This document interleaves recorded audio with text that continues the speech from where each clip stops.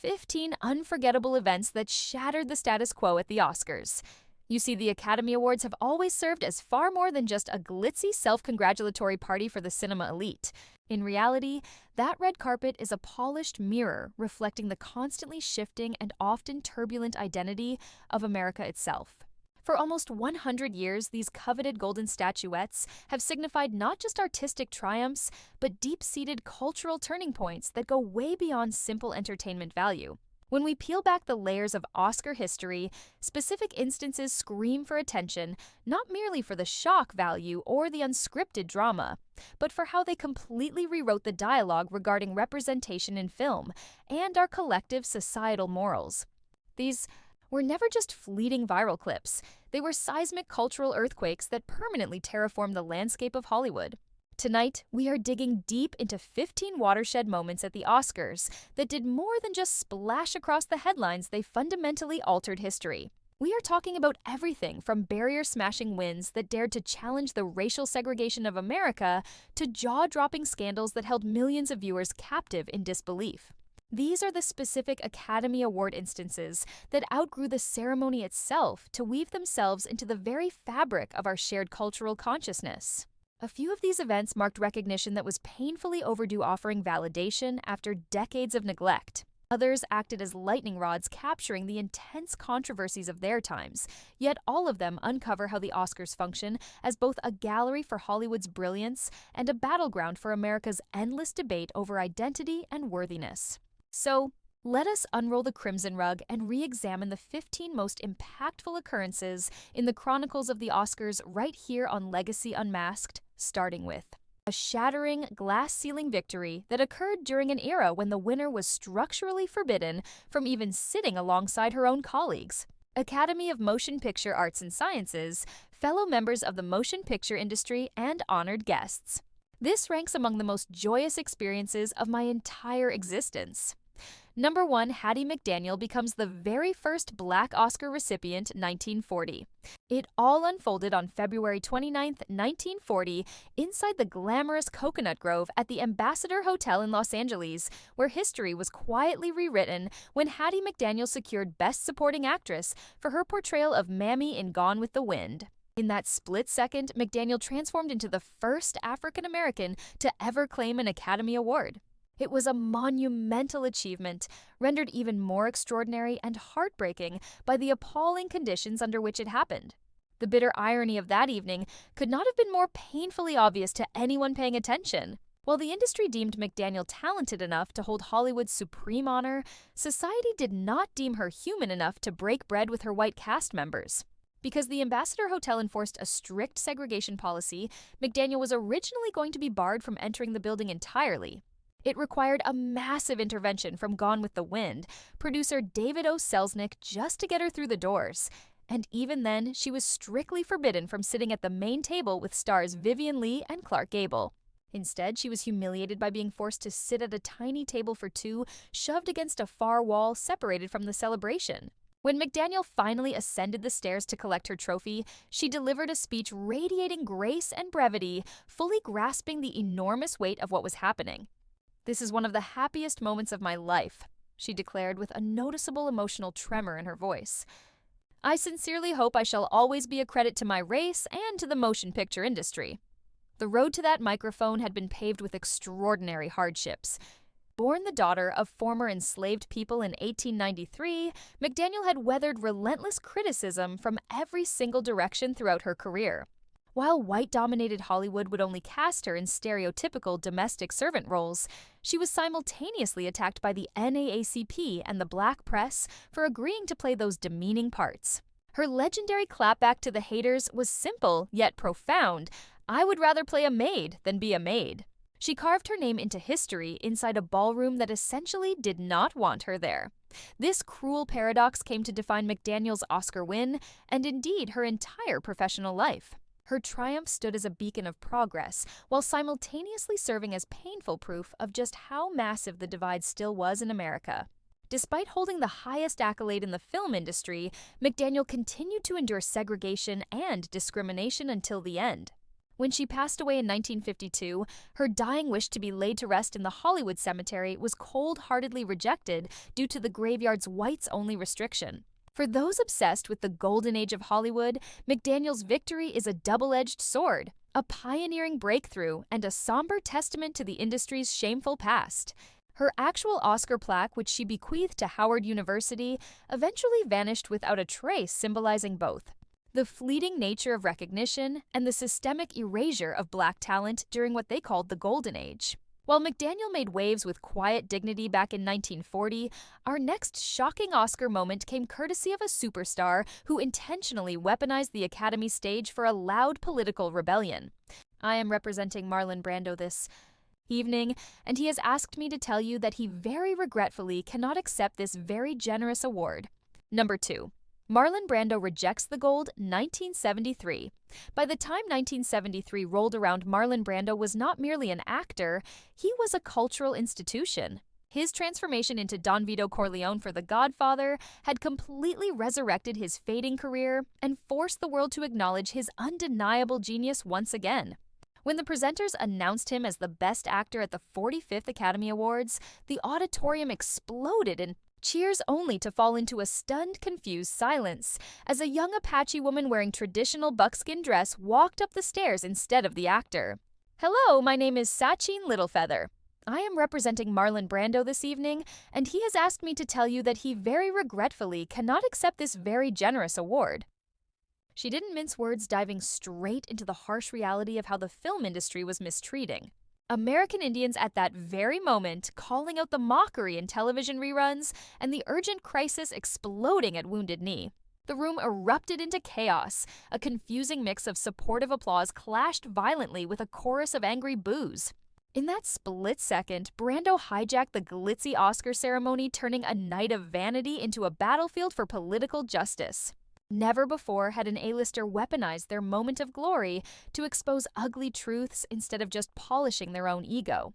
The backdrop for this bombshell was the intense standoff happening right then in South Dakota, where the American Indian movement was locked in a life-or-death struggle against federal agents at Wounded Knee.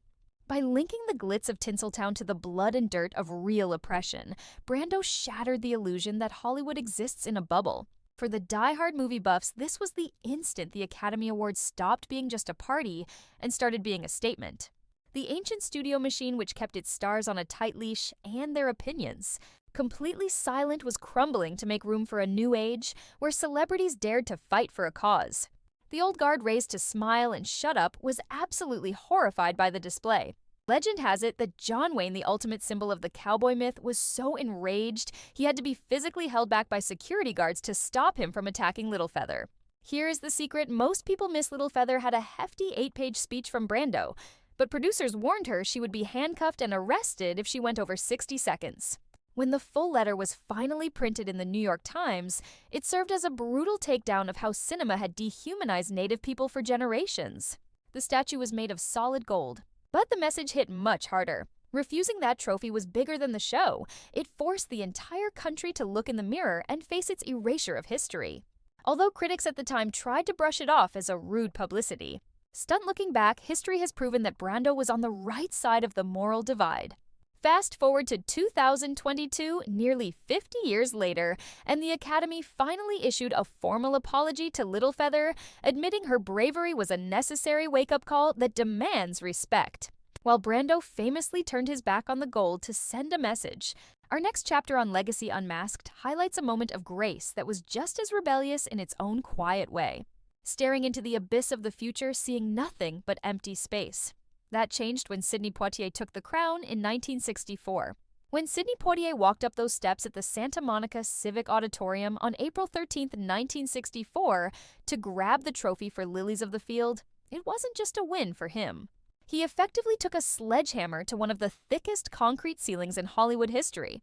This victory didn't happen in a vacuum. It landed just months after Martin Luther King Jr. delivered his iconic "I Have a Dream" speech, making Poitier's win a massive cultural landmark right in the heat of the Civil Rights Revolution. It has been a long journey to this moment. Poitier noted, his voice steady and packed with dignity. That simple sentence hid a mountain of struggle. At 37, he had clawed his way up from poverty and illiteracy, fighting through a segregated system to stand at the summit.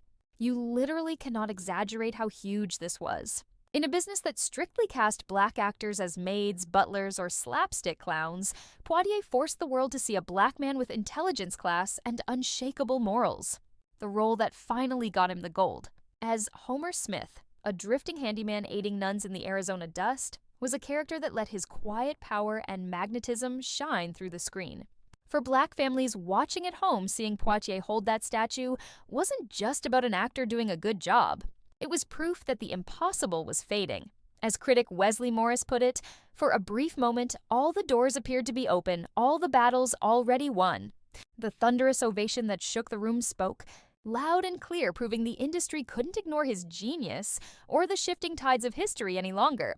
But let's be real, that trophy came with heavy chains. As the only black leading man in the 60s, he carried the hopes and fears of millions on his back. He later described the trap he was in as being the kind of Negro that white people liked in their movies. His characters, whether the doctor in No Way Out, or the principled convict in The Defiant Ones, or the noble wanderer in Lilies of the Field, were surgically designed to be safe for white viewers, while still feeling real enough to make black audiences proud. It was a round of applause that smashed through the oldest wall in the business. Poitier's triumph put a permanent crack in the foundation of Hollywood's racism. It wasn't the instant fix people dreamed of. It took another 38 years for a black actor to win that specific award again. Still, his victory planted a flag in the ground, proving that true greatness shines too bright to be ignored even in a town built on exclusion. To the true devotees of cinema history, Sidney Poitier's golden moment stands as a double-edged sword, symbolizing both the glittering promise and the frustrating boundaries of Hollywood's attempt at racial progress. It was a bona fide triumph, yet it starkly illuminated just how extraordinarily talented a black artist had to be in order to even touch the recognition that was handed out like candy to their white counterparts.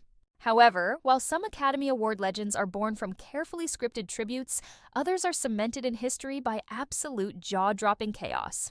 As our next segment reveals, sometimes the biggest scandals happen live. I am sorry. No, there is a mistake. Moonlight, you guys won Best Picture. Moonlight won. This is not a joke. This is not a joke. I'm afraid they read the wrong thing. Number 4. The La La Land and Moonlight Fiasco 2017. The 89th Academy Awards on February 26, 2017, served up what is arguably the most heart-stopping blunder in the entire chronicle of the Oscars when the musical La La Land was incorrectly crowned Best Picture, only to have the honors stripped away minutes later to reveal the true victor Moonlight. This catastrophe unspooled in real time before millions, as presenters Warren Beatty and Faye. Dunaway, looking visibly perplexed upon opening the red envelope, hesitated before reading out La La Land as the night's champion. Believing they had won, the musical's producers, along with the entire cast and crew, flooded the stage in a wave of jubilation, launching into their tearful acceptance speeches. Producer Jordan Horowitz was already deep into his gratitude when panic erupted in the background, with headset-wearing officials rushing the stage to intervene. Upon realizing the gravity of the error, Horowitz heroically cut his own celebration short to deliver the stunning news. There is a mistake. Moonlight, you guys won Best Picture. He snatched the correct card and held it up to the cameras, insisting, "This is not a joke." As the stunned Moonlight team navigated their way to the podium, a bewildered Beatty explained he had been handed the wrong envelope, the duplicate for Best Actress, which read Emma Stone La La Land.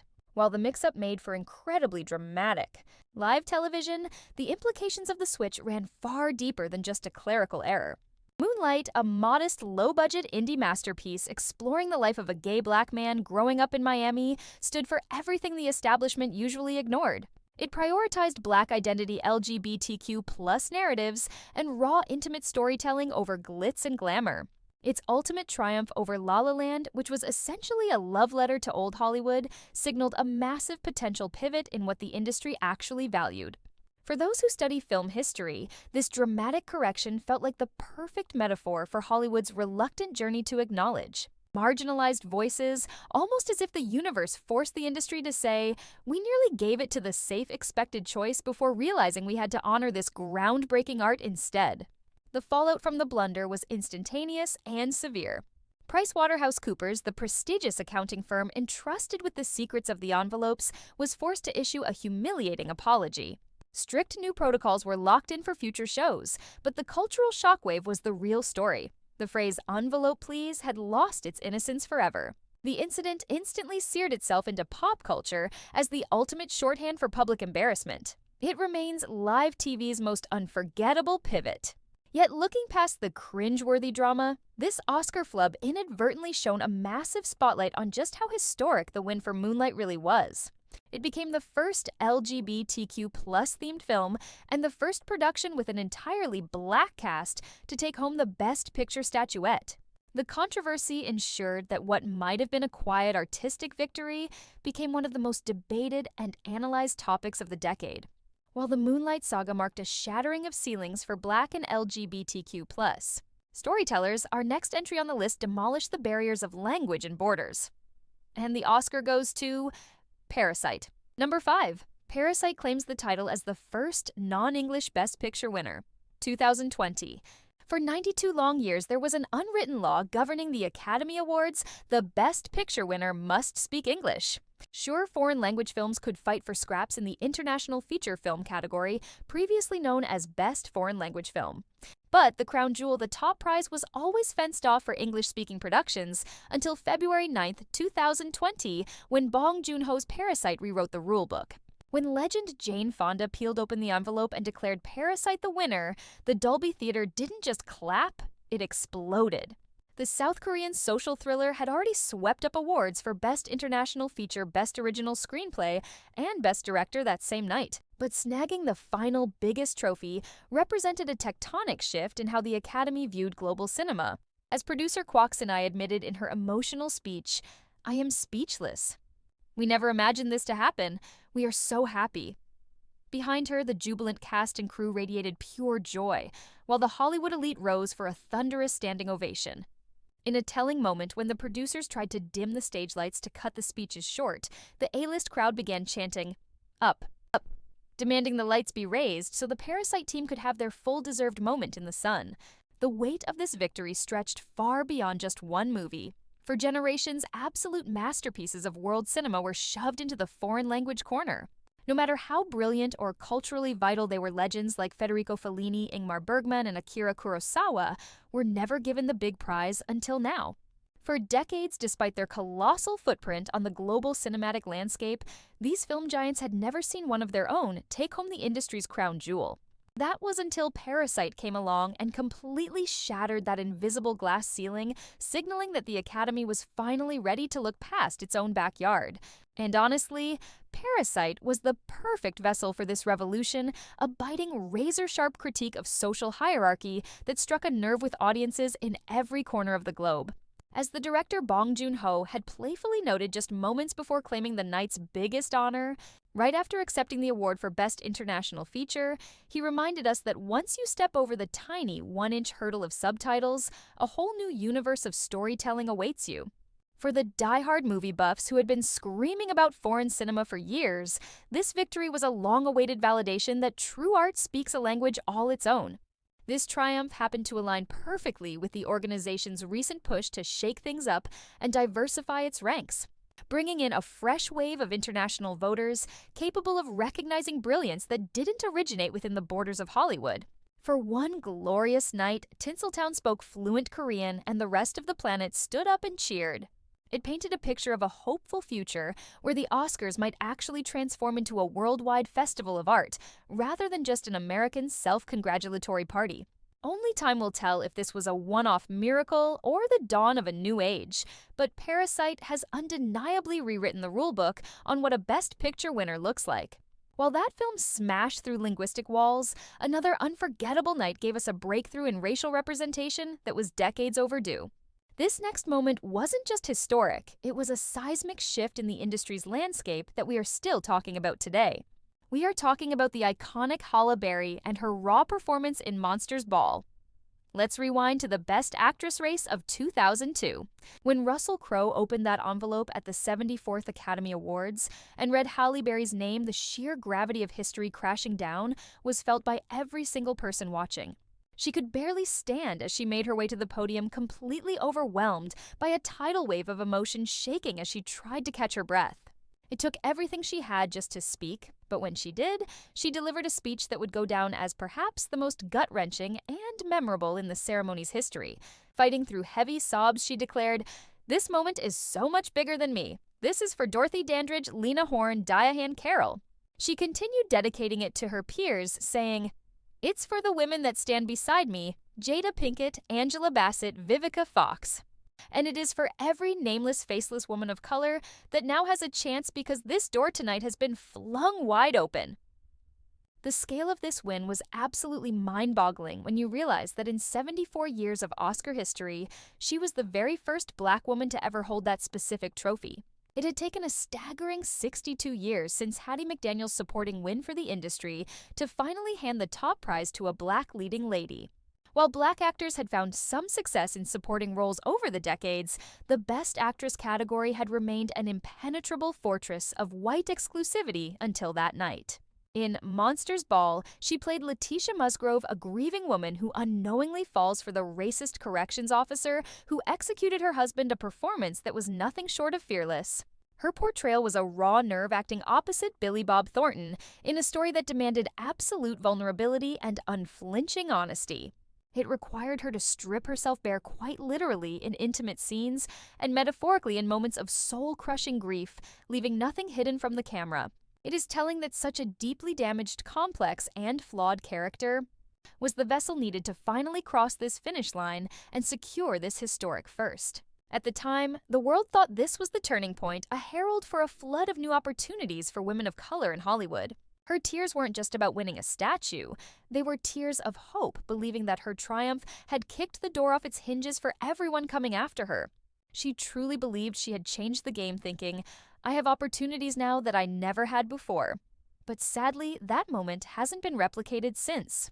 The most heartbreaking reality of this story is that now, over 2 decades later, Halle Berry still stands alone as the only Black woman to ever win Best Actress. What felt like a shattering of the glass ceiling turned out to be a stark reminder of just how impossibly high the bar is set for Black actresses to get the Academy's nod.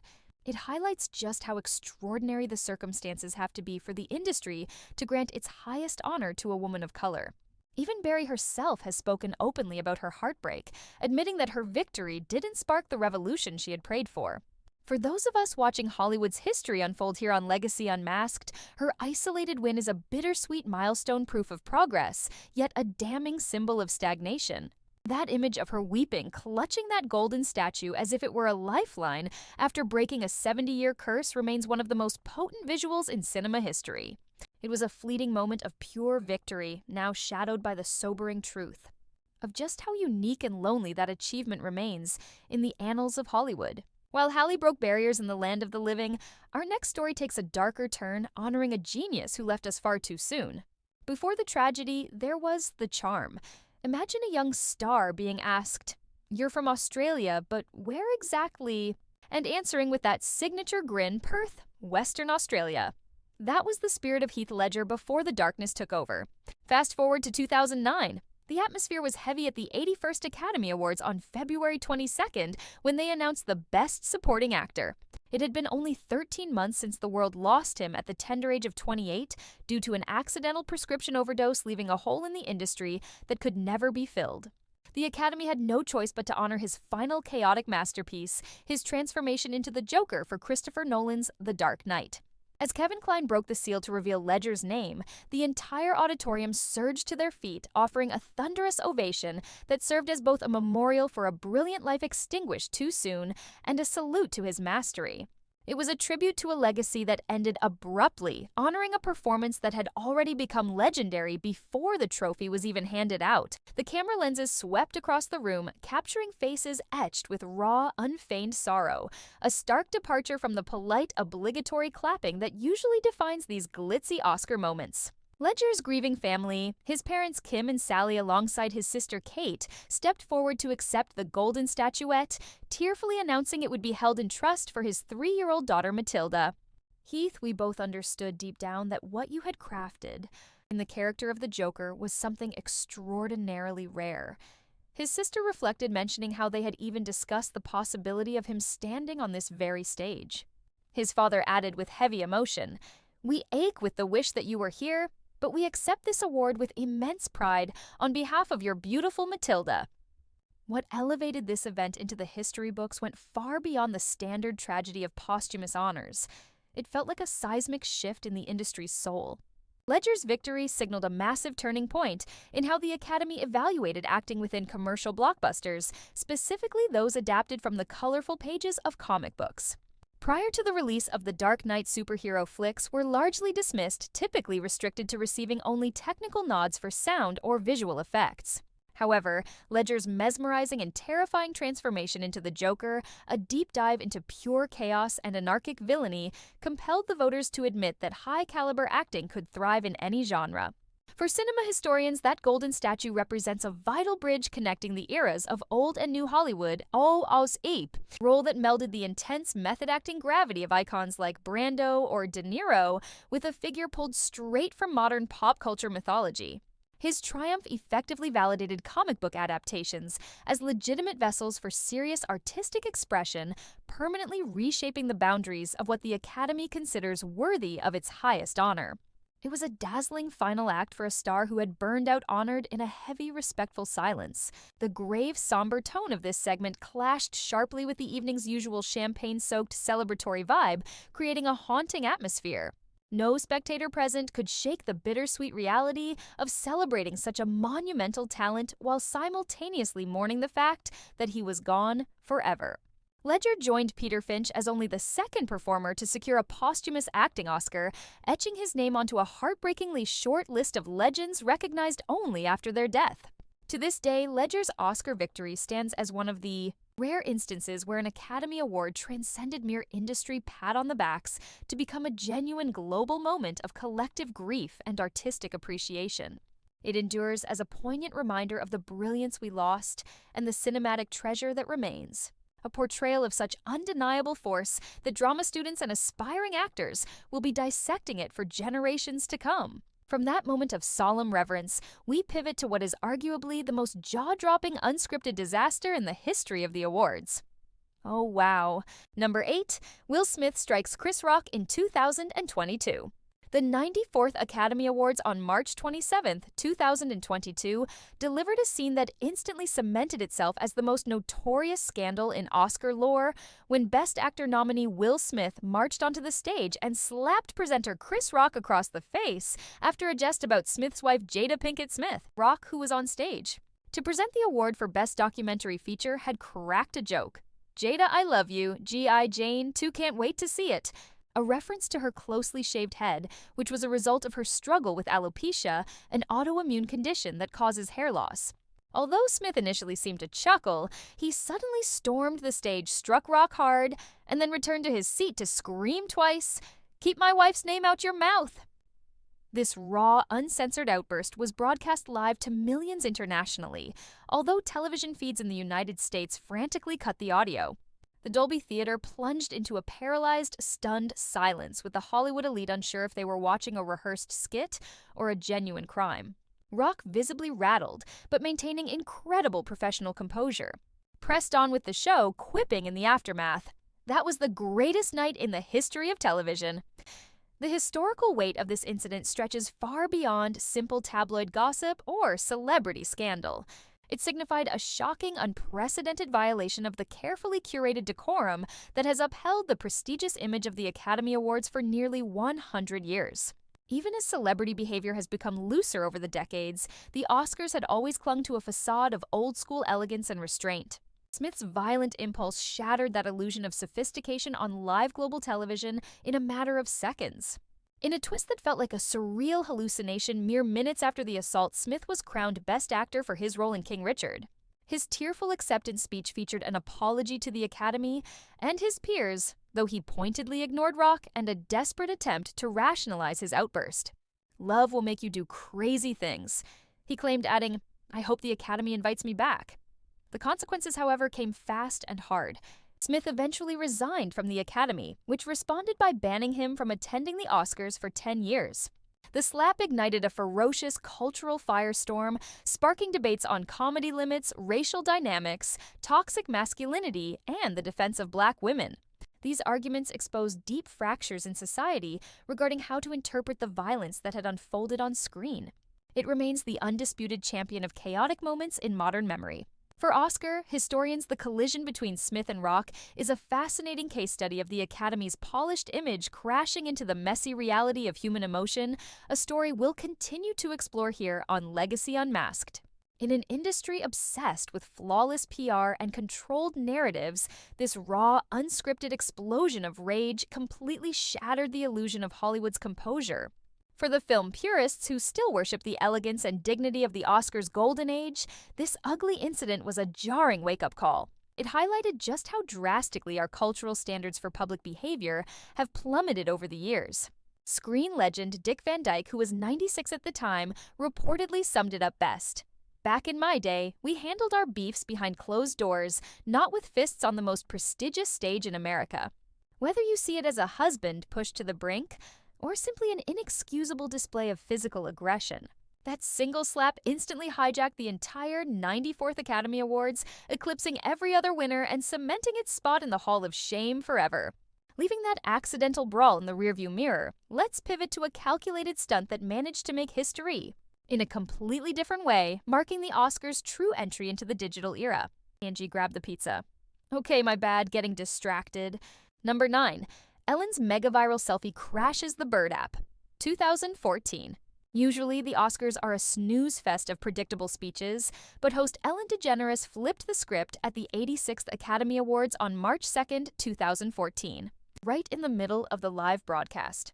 DeGeneres went rogue, wandering off the stage and into the seated crowd's smartphone in hand to round up the elite for a snapshot.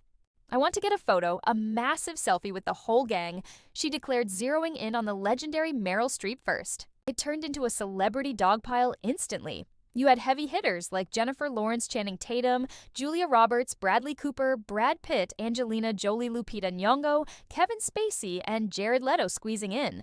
Cooper, having the best reach, grabbed the camera duties. They all huddled together, cheesing it up like a bunch of excited tourists instead of the royalty of the film industry. "We are absolutely going to break Twitter with this one," DeGeneres teased as she hit send. She wasn't bluffing. Her prophecy became reality practically the second the image went live. The photo clocked over 1 million retweets in a flash, and the traffic was so insane that Twitter literally went dark for a moment, unable to handle the load. By the time the credits rolled on the show, that selfie had smashed every sharing record on the books, eventually racking up more than 3 million shares. But this wasn't just a fun pic. It was a historic pivot point. It marked the moment Hollywood truly embraced the power of social media and direct fan interaction. In the past, the Academy Awards kept the stars on a pedestal untouchable and distant from the folks at home. We just gazed up at them on their mountaintop, separated by the screen. DeGeneres took a sledgehammer to that fourth wall, manufacturing a vibe of spontaneity and access that was tailor-made for the Instagram generation. If you study the timeline of the Oscars, this selfie is a perfect case study in how the ceremony evolves with the changing media landscape. They went from radio in the 1930s to TV in the 50s, and then to streaming. The Academy has always chased the latest tech wave. That viral moment was actually a paid bit by Samsung, something most viewers missed, but it signaled the Academy officially marrying social media to stay culturally relevant in a changing world. It was the night the internet took over the Oscars. It looked like innocent fun, but it was really a massive shift in how Hollywood deals with its audience. Suddenly, the night wasn't just about handing out gold statues for acting excellence. It became about generating viral content that people could meme and share instantly. The line between a VIP gala and a public free-for-all had been erased with surgical precision. The photo also accidentally showed us the brutal pecking order of fame. Legends like Liza Minnelli tried to get in the shot, but were literally too short to make the cut. Meanwhile, the hot stars of the moment were front and center, perfectly framed. For film historians, it's a snapshot of the 2014 A-list hierarchy, although seeing Kevin Spacey in there definitely makes the photo feel a bit awkward now, given everything that came out later. Looking back at Oscar lore, Ellen's selfie remains the first time they successfully engineered a viral explosion during the live ceremony. It was a preview of how likes and retweets would eventually dictate the entire production of Hollywood's biggest night. While Ellen was busy breaking the internet, our next entry represents a much more serious breakthrough, finally cracking the glass ceiling that had held women back for decades. Number 10. Kathryn Bigelow claims the crown as the first female Best Director, 2010. When Barbra Streisand tore open that envelope at the 82nd Academy Awards, she cried out, "The time has come," before she even read Kathryn Bigelow's name for the Hurt Locker. She was acknowledging that this milestone was embarrassingly late to the party. For 82 years, the Academy had shut women out of the Best Director category, ignoring pioneers from the silent era like Lois Weber all the way to modern icons like Jane Campion and Sofia Coppola. Bigelow's win wasn't just historic because of her gender, but because of the grit of her movie. The Hurt Locker was a brutal, high-stakes look at bomb squads in Iraq, completely shattering the cliché of what a woman's film is supposed to look like. For more deep dives into these pivotal moments, make sure you subscribe to Legacy Unmasked. Kathryn Bigelow didn't just participate in the film industry, she carved out a fierce reputation by commanding the set of gritty productions. She made her name helming adrenaline-fueled classics like Point Break and Strange Days, fearlessly diving into action genres that had been treated as an exclusive boys' club for decades. But the tension in the auditorium that night went beyond cinema. It was deeply personal as Bigelow found herself in a heavyweight showdown against her own ex-husband, James Cameron, whose sci-fi juggernaut Avatar was shattering box office records globally. It was the ultimate underdog narrative, a true David versus Goliath scenario played out on the red carpet. You had a gritty, independently funded war thriller going head-to-head against a massive studio spectacle, adding a delicious layer of suspense to an already historic evening. When she finally took the stage, Bigelow defied expectations by sidestepping the woman card entirely. Instead, she humbly dedicated her golden statue to the brave men and women in uniform. Her tribute focused on those risking everything on the front lines in Iraq, Afghanistan, and conflict zones around the globe, shifting the spotlight away from herself. That specific choice spoke volumes about her character and her professional philosophy throughout her entire career. She has consistently refused to be pigeonholed or defined as a female director, insisting on being judged simply as a filmmaker equal to anyone else in the room. For those who study Tinseltown's history, her victory was a double-edged sword, highlighting both a massive leap forward and the industry's embarrassing sluggishness regarding equality. Even though women have been behind the camera since the silent era, the Hollywood machine had systematically shut them out of the conversation, particularly when it came to big-budget prestige projects. The fact that it took the Academy 82 long years to finally hand the top prize to a woman exposed a deep-seated gender bias that had plagued the industry for nearly a century. She walked into the ultimate boys' club and beat them at their own explosive game. Her victory was monumental, not just because of her gender, but because she delivered a masterpiece that balanced critical praise with commercial viability, never once watering down her artistic instincts. The Hurt Locker also snagged the award for Best Picture that night, locking in its legendary status and proving that grit can beat glamour. However, the ripple effect of that night is still up for debate as the floodgates didn't exactly burst open.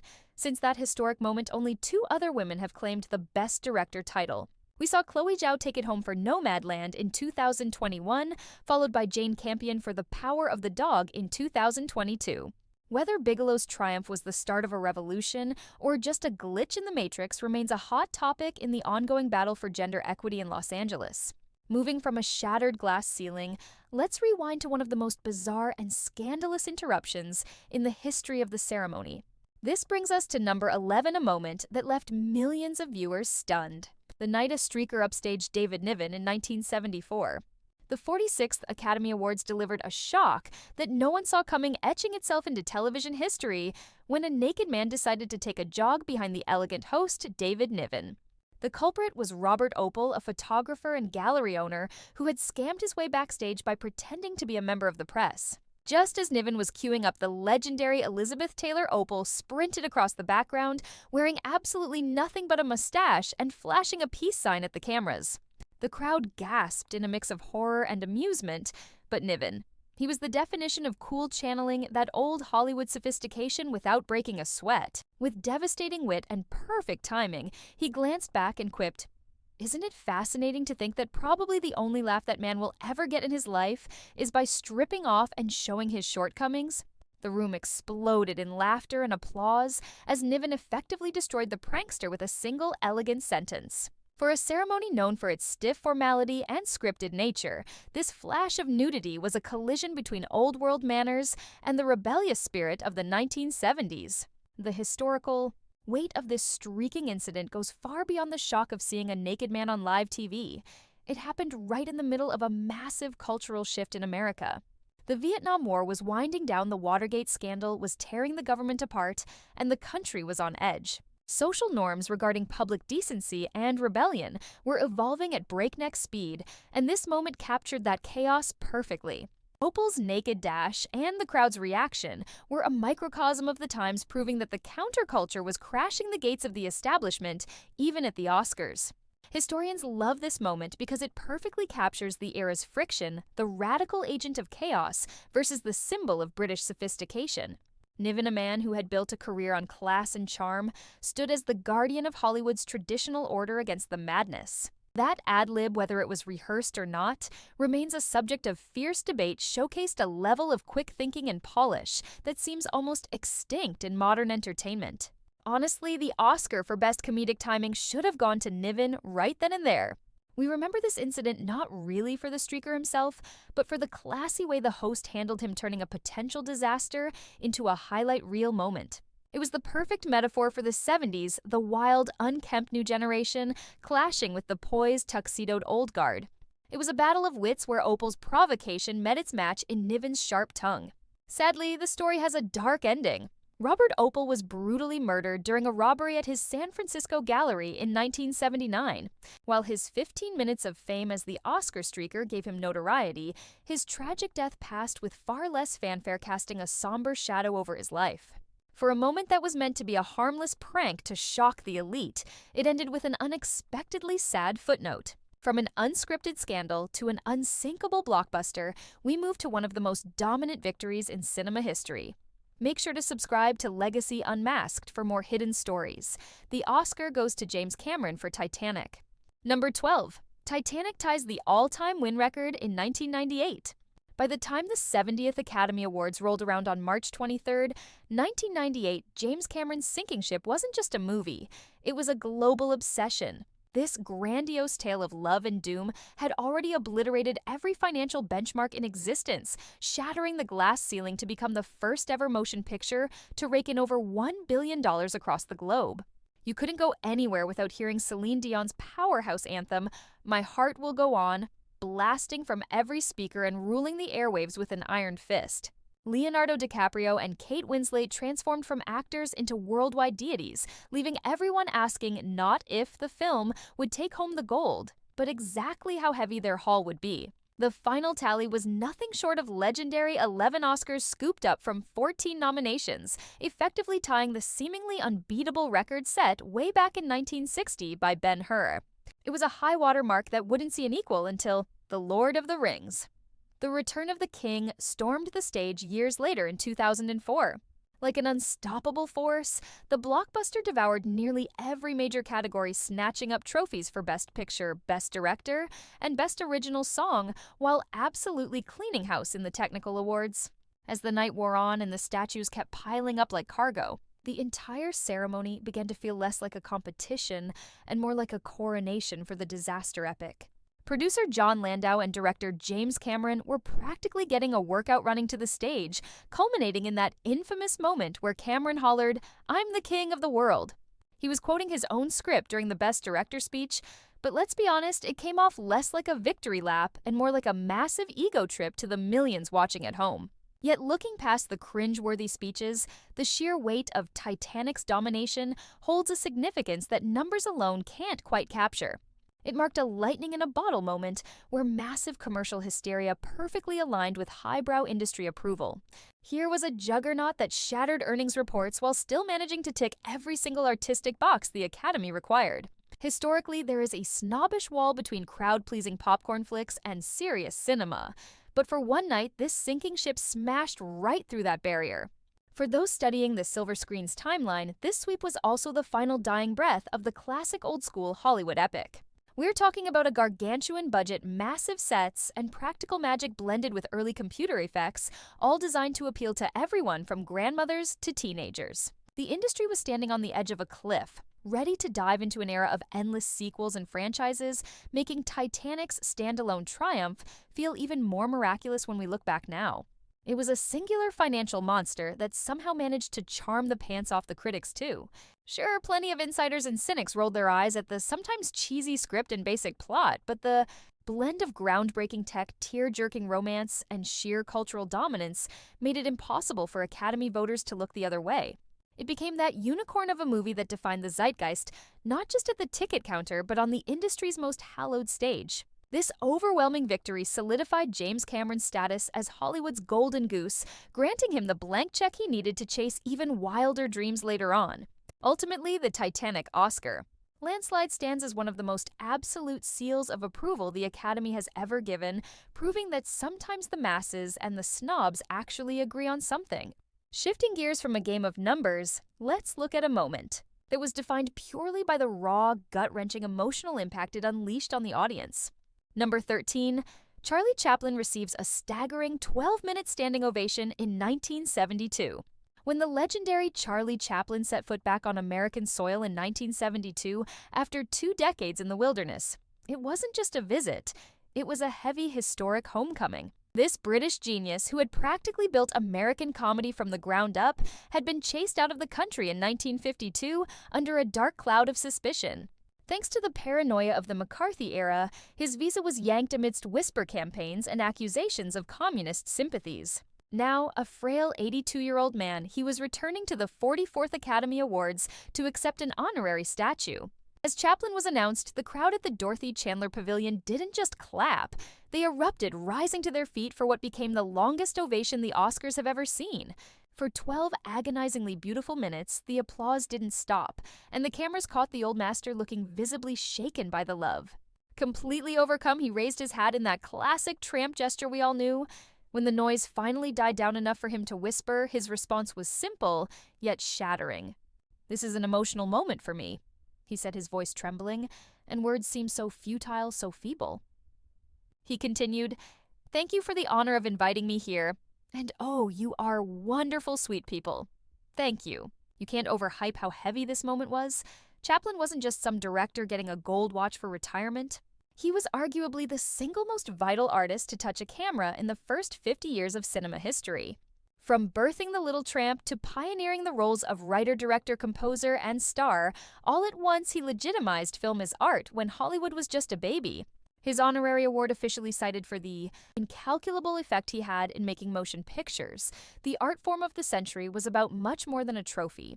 It served as a silent apology, an admission of the gross injustice served to Chaplin during the Red Scare, when political madness forced one of the world's most beloved clowns into a heartbreaking European exile. For those who study the industry's dark past, this wasn't just an award. It was Hollywood finally looking in the mirror and facing its own sins. For more stories like this, subscribe to Legacy Unmasked. The very hands striking together in thunderous approval that evening belonged to the same people who had stood by mute and complicit 20 years prior when Chaplin was ruthlessly hunted out of the business. Welcoming him back like a conquering hero gave Tinseltown a convenient way to wash away the stain of their previous lack of spine, offering a public cleansing for private shame. It was a scene dripping with wet eyes and roaring ovations, marking the ultimate closing of a painful loop in entertainment history. That endless, rising salute to Chaplin went far beyond simply tipping a hat to his movie magic. While his genius was undeniable, this was really about stitching up a deep infected scar on the industry's soul. The sheer duration and volume of the cheering mirrored the tangled web of feelings filling the auditorium that night. There was pure awe for his brilliance, heavy guilt for how he was treated, relief at his homecoming, and the stark bittersweet realization of his fragility. Only 2 years following that emotional honorary Oscar reception, the legendary Chaplin was formally knighted by Queen Elizabeth II. He passed away in 1977 at the age of 88, hanging on just long enough to see his reputation completely scrubbed clean and restored within the American cultural consciousness. His time on that stage stands as one of the most gut-wrenching and memorable segments in the entire chronicle of the Academy. It was one of those scarce occasions where the glitzy ceremony stopped being about trophies and transformed into a nationwide act of forgiveness and peace.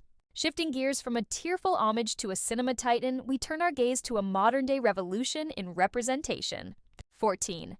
Women over 50 dominate 2023. The 95th Academy Awards signaled a seismic tremor in the industry's landscape, finally cracking the bedrock of ageism to celebrate veteran female powerhouses like never before. For generations, actresses were forced to watch their opportunities wither away and their star power fade the moment they hit 40. But the 2023 gala showcased a stunning spotlight on ladies flourishing in their 50s, 60s, and even later.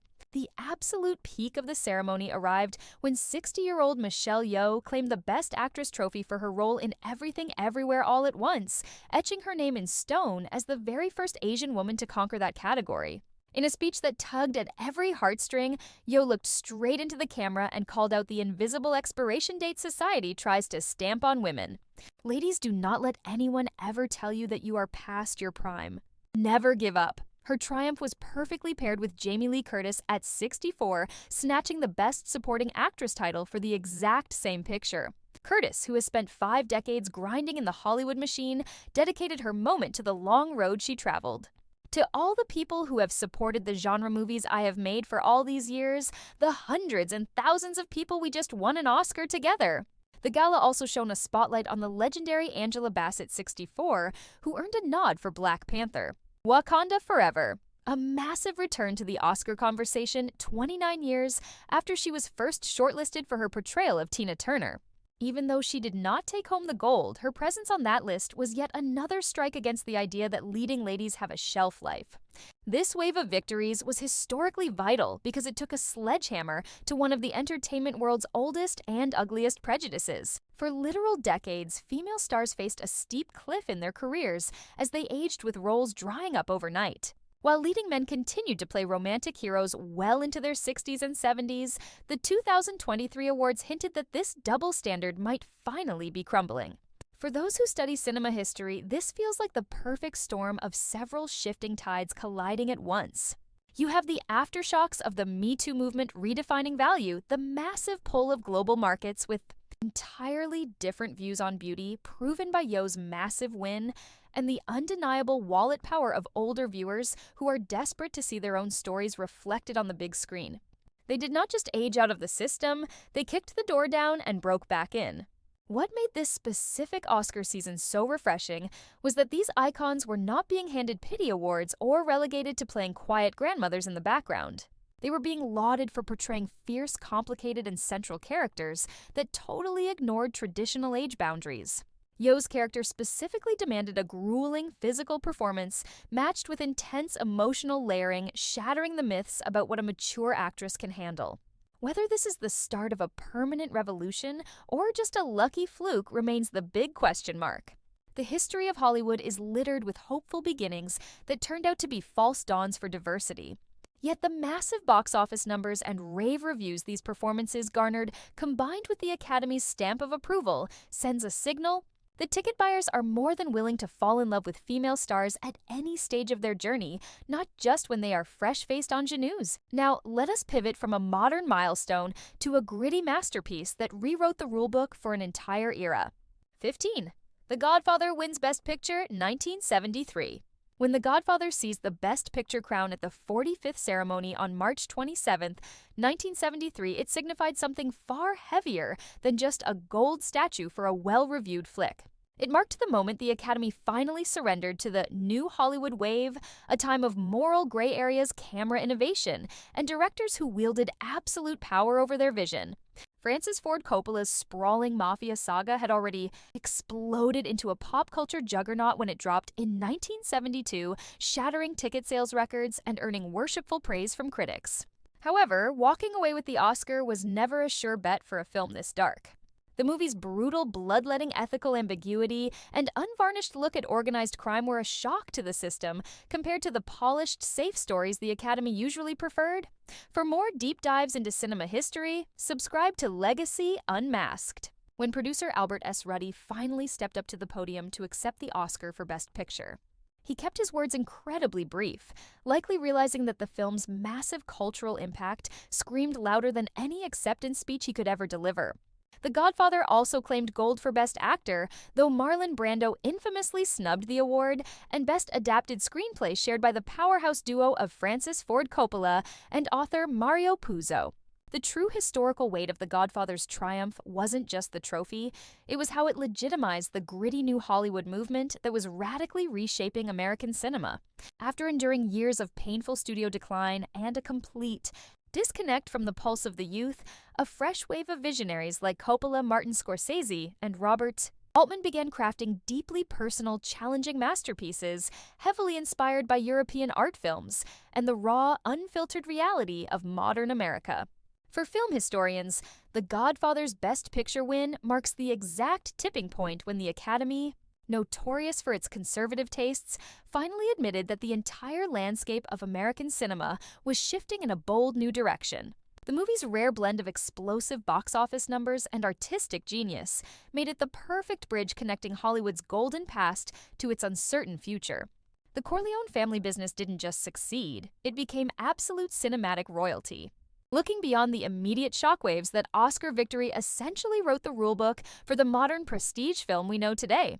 It was character-driven, visually dark and distinct, thematically deep, and completely unafraid to shatter audience expectations.